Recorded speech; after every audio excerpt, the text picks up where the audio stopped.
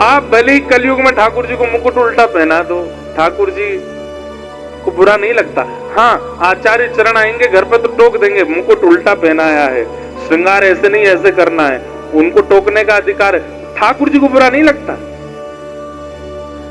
ठाकुर जी कहें अब तू जैसे चाहे कर ले, कलयुग है भैया। हमारे पूज्य नाना जी पंडित श्री कृष्णलाल शास्त्री जी, वो इतनी अच्छी व्याख्या करते थे। बोले लाला, दीपावली पे पटाखे की दुकान जब खुलेगी ना, तब अगर तू जावेगा तो पटाखे बहुत महंगे मिलेंगे। और बोले जब पटाखे की दुकान बंद रह रही हो, पुलिस घूमती है ना कि बंद करो 9-10 बजे सब बंद, उस समय अगर पहुंचोगे तो दुकानदार को ये लगती जल्दी जल्दी मेरे पटाखे बिके, तो वो 100 रुपए वाला पटाखा भी 50 में बिक देगा। ठीक वैसे ही ये संसार दुकान है। सतयुग में ये खुलती है, इसलिए भगवत प्राप्ति बहुत महंगी है। कलयुग में शटर बंद हो रहे हैं, कलयुग में विश्राम हो रहा है। तो जब यहाँ जीव कहता मैं तप नहीं कर सकता, ठाकुर जी बोलते मत करे, यज्ञ कर ले, बोले यज्ञ भी नहीं होगा, बोले मत करे, सेवा कर ले, बोले वो भी नहीं होगी। अरे एक बार हरि बोल दे, बोले हाँ वो बोल दूंगा, बोले जल्दी बोल और मुंह पा ले। इसलिए कलयुग में भगवत प्राप्ति बड़ी सहज कर देते हैं ठाकुर जी, बड़ी सहज। अभी हम निकल नहीं पा रहे हैं, अभी भक्तमाल की कथा पूरी हुई ना परसों जयपुर में, वहां श्रीमन चैतन्य महाप्रभु का चरित्र कहा। क्या अद्भुत चरित्र है महाप्रभु जी का, पूरा नहीं हो पाया, 3 दिन कहे, 3 दिन में भी महाप्रभु जी का चरित्र बहुत थोड़ा थोड़ा कहा, तब भी बहुत अधूरा रह गया। नाम की कैसी महिमा, अद्भुत। इसलिए कलयुग केवल नाम आधारा, ये नाम के आधार पर चलता है।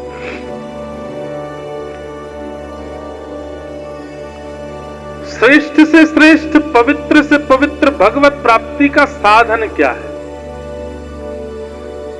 तब सूत जी महाराज कहते हैं, बोले वैसे तो नाम से भगवत प्राप्ति हो जाएगी। बहुत ध्यान से सुनिएगा सब लोग, आप केवल नाम का आश्रय ले लीजिए, नाम गाना शुरू कर दीजिए। नाम देखिए, मंत्र अलग होता है, नाम अलग होता है।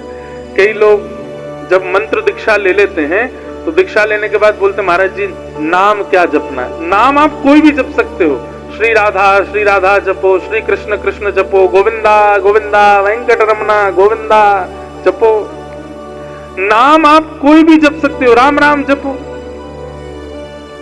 लेकिन मंत्र वही होना चाहिए जो आचार्य चरणों ने आपको प्रदान किया। मंत्र नहीं बदल सकते, नाम आप कितना भी गा सकते हैं, कभी भी गा सकते हैं, कैसे भी गा सकते हैं। तो नाम आवश्यक है कलिकाल में। लेकिन नामी को जाने बिना अगर नाम गाओगे तो उसका प्रभाव इतना नहीं होगा। बात समझ रहे हैं हमारी? आपको दवाई दे दी गई, आपने दवाई ले ली, तो दवाई अपना असर तो करेगी, लेकिन अगर दवाई भीतर जाकर के किस ऑर्गन पे जाएगी, अंदर जाके ऐसे डिसॉल्व होगी, फिर 1 घंटा बाद ऐसा होगा, ये पूरी अगर प्रक्रिया आपको पता चल जाए तो कहीं ना कहीं आप और जल्दी रिकवर करने लग जाओगे और जल्दी ठीक हो जाओगे। ठीक वैसे ही नाम औषधि है, लेकिन जब तक नामी को नहीं जानेंगे तब तक नाम का प्रभाव द्रुत गति से, तीव्रता से प्रकट नहीं हो पाएगा। कलयुग में नाम से ही सिद्धि मिलेगी, लेकिन जब तक नामी को नहीं जानोगे तब तक सिद्धि मिलना, सिद्धि क्या है कलयुग में? भगवत प्राप्ति। और नामी को जानने के लिए कथा का आश्रय लेना पड़ेगा। अब आप जप रहे हैं कृष्ण कृष्ण कृष्ण कृष्ण, लेकिन कृष्ण को जानते नहीं है, तो कृष्ण कृष्ण जपने से लाभ तो मिलेगा, लेकिन जैसा मिलना चाहिए वैसा नहीं मिलेगा। श्री राधा जपते तो हैं, पर श्री राधा रानी के रूप को जानते नहीं हैं, तो उसका क्या फायदा? आस्वादन तो आवश्यक है। मैंने आपसे कहा रसगुल्ला खा लो, आपने कहा कैसा होता? मैंने कहा मीठा। आपने कहा हमने कभी नहीं खाया, कैसा मीठा? मैंने कहा चीनी जैसा मीठा। आपने कहा हमने चीनी भी नहीं खाई। मैंने कहा गुड़ जैसा मीठा। आपने कहा गुड़ भी नहीं खाया। मैंने गन्ने जैसा मीठा। आपने कहा गुड़ गन्ना भी नहीं खाया, तो फिर मुझे पकड़ करके आपको ले जाना ही पड़ेगा। ले भैया खा के देख, ऐसा मीठा। मिठास जब तक चखोगे नहीं या कभी चखा नहीं होगा तब तक उसका आस्वादन। अब मैं मंच से कह दूं क्या, विष्णु विष्णु विष्णु जपने लग जाओ, आप कहोगे उससे क्या होगा? मैंने कल्याण होगा। कैसा कल्याण होगा? बोले जैसा राजा अम्बरीश के साथ हुआ। आप कहोगे अम्बरीश के साथ कैसा हुआ? बोले जैसा ध्रुव जी के साथ हुआ। आप कहोगे ध्रुव जी के साथ कैसा हुआ? जैसा प्रहलाद जी के साथ हुआ। प्रहलाद जी के साथ कैसा? अब मैं कितना भी बताऊं कि उनके साथ हुआ, उनके साथ हुआ, आपको वो तब तक अनुभव नहीं होगा जब तक आप स्वयं आस्वादन नहीं कर लोगे। और वो आस्वादन कराती है भागवत की कथा। इसलिए यहां सूत जी महाराज उत्तर देते हुए कहते हैं, काल रूपी व्याल के मुख में, व्याल कहते हैं सर्प को, हम आप सब लोग बैठे हैं, जब हंस अकेला उड़ जाएगा, खाली पिंजरा पड़ा रह जाएगा। हम सबकी स्थिति कैसी है? हम सबके अंदर एक हंस बैठा है जिसका नाम है आत्मा, और ये शरीर क्या है? ये पिंजड़ा है। इस पिंजरे की शोभा तब तक है जब तक वो हंस अंदर बैठा है। पिंजरा तब तक अच्छा लगता है जब तक पंछी है। किसी दिन अगर पिंजरे का जरा सा भी गेट खुला रह गया, पंछी उड़ जाएगा, फिर पिंजरे की कोई वैल्यू नहीं। हम आप सब लोगों का जीवन ऐसा ही है। हमारी वैल्यू केवल तब तक है जब तक प्राण है, लेकिन ये प्राण कब चले जाएं कुछ नहीं पता। भगवान नहीं करे, हम आज की कथा सुना रहे हैं, पर कल की कथा सुना पाएंगे इसकी कोई हमारे पास में कोई गारंटी नहीं है। आप सुन पाओगे इसकी आपके पास कोई गारंटी नहीं है। प्राण कभी भी जा सकते हैं। काल व्याल मुखग्रास त्रास निर्णास हे तवे, ये काल रूपी सर्प के मुख में बैठे हम। कब तक जीवित हैं? जब तक काल का मुख खुला है। सर्प का मुंह खुला है तब तक चूहा जिंदा है। सर्प जैसे मुख बंद करेगा मृत्यु निश्चित है। इसलिए क्या करे? बोले जब तक काल का मुख खुला है प्रयास करे कि उतनी देर में कथा का आस्वादन कर ले, क्योंकि काल ने अगर मुख बंद कर लिया और आपने कथा का आस्वादन नहीं किया तो कहीं ना कहीं आप अपने कल्याण से भटक जाओगे।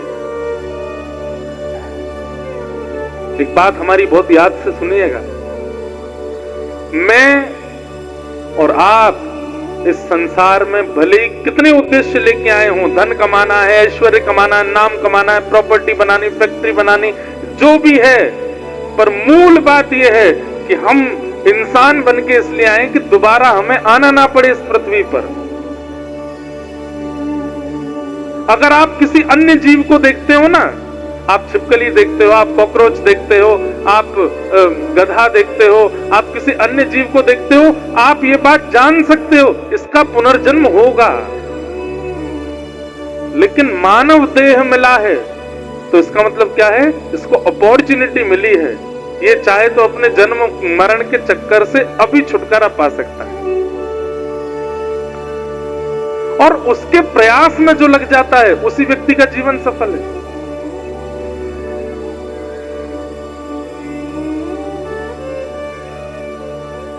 इसलिए भैया भागवत का आश्रय ले लो। काल आवे, मृत्यु आवे, उससे पहले पहले भागवत जी का आस्वादन करते हुए जीवन में जो जो वक्ता बताते हैं उनको अपने जीवन में इंप्लीमेंट करना शुरू कर दो, लाना शुरू कर दो, उसी से कल्याण हो जाएगा। और नाम का आश्रय ले लो। श्रीमद्भागवतम शास्त्रम कलौ कीरेण भाषितम। इस कलिकाल में भगवत प्राप्ति का श्रेष्ठ से श्रेष्ठ, पवित्र से पवित्र यदि कोई साधन है तो वो साधन भागवत की कथा है। हम कहां तक कहें, 7 दिन भी बहुत दूर की बात है। 2 घंटे, 1 घंटा, 10 मिनट कथा सुनकर के मैंने देखा है लोगों को परिवर्तित होते हुए। महाव्यसनी अपनी माता जी को छोड़ने आए थे कथा में, मां ने कह दिया 10 मिनट बैठ के चला जा, कथा चल रही है। 10 मिनट बैठे, 7 दिन की कथा निकल गई, जीवन बदल गया। उर्दपुंड लगाते हैं, नित्य वृंदावन जाते हैं, हर महीने वृंदावन परिक्रमा करते हैं। ऐसा जीवन ये बदलने की सामर्थ्य भगवत लीला में है, भागवत की कथा में। इसलिए सूत जी महाराज कह रहे हैं, श्रेष्ठ से श्रेष्ठ, पवित्र से पवित्र इस कलिकाल में भगवत प्राप्ति का साधन भागवत की कथा है, उसका आस्वादन करो।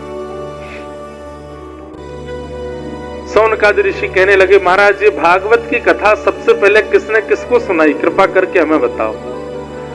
तब सूत जी महाराज बोले, भागवत की कथा सबसे पहले सनक सनंदन सनातन सनत कुमारों ने भक्ति ज्ञान वैराग्य को सुनाई, नारद जी को साक्षी बना करके।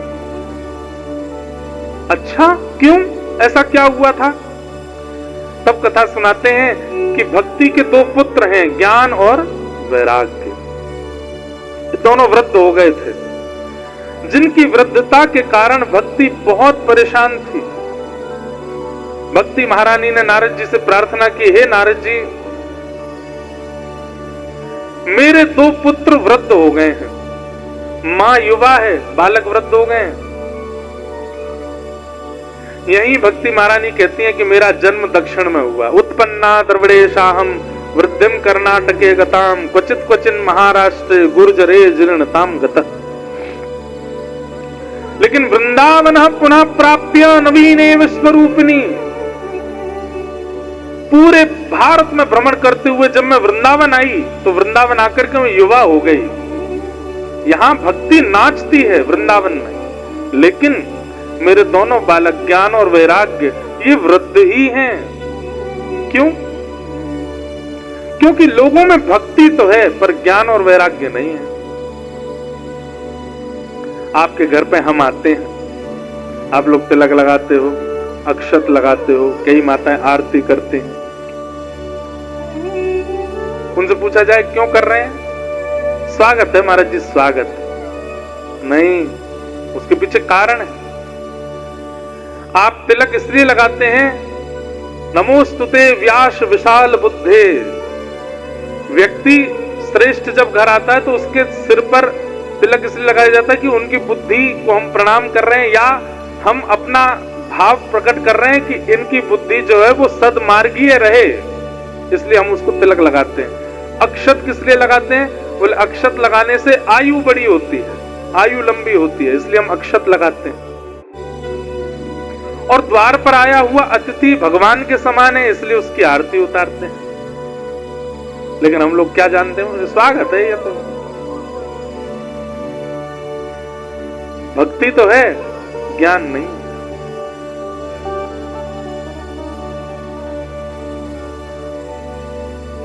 अष्ट सिद्ध नवनिध के दाता, असवर दीन जानकी माता, राम रसायन तुमरे पासा, सदा रहो रघुपति के दासा, तुमरे भजन राम को पावे, जन्म जन्म के। सबको याद है, पर अर्थ नहीं पता होगा, ज्ञान नहीं, भक्ति है। हमारे पंडित जी महाराज जब नाना सुगंध पुष्पानि यथा कालोद्भवानि च पुष्पांजलिर्मया दत्त ग्रहण परमेश्वर, सब बोलते हैं साथ में, पर उसका अर्थ नहीं पता। मंदिर जाएंगे, पापो हम पाप कर्मा हम पापात्मा पाप संभव, त्राहि माम पुंडरीकाक्ष सर्व पाप हरो हरि, लेकिन अर्थ नहीं जानते।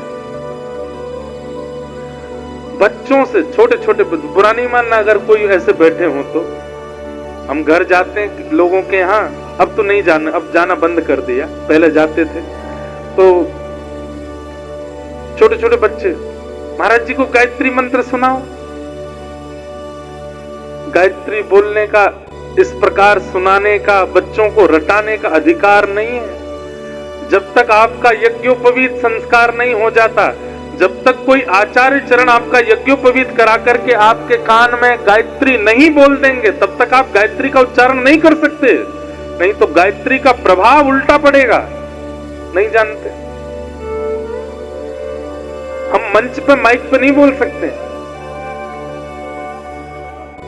लोग सुबह सुबह योगा करते हैं पार्क में, और उस समय वॉल्यूम तेज करके वो चल रहा होता है, तत्सवितुर्वरेण्यम, उसमें हाँ जोर जोर से हंस रहे हैं, गायत्री चल रही है। ज्ञान नहीं है,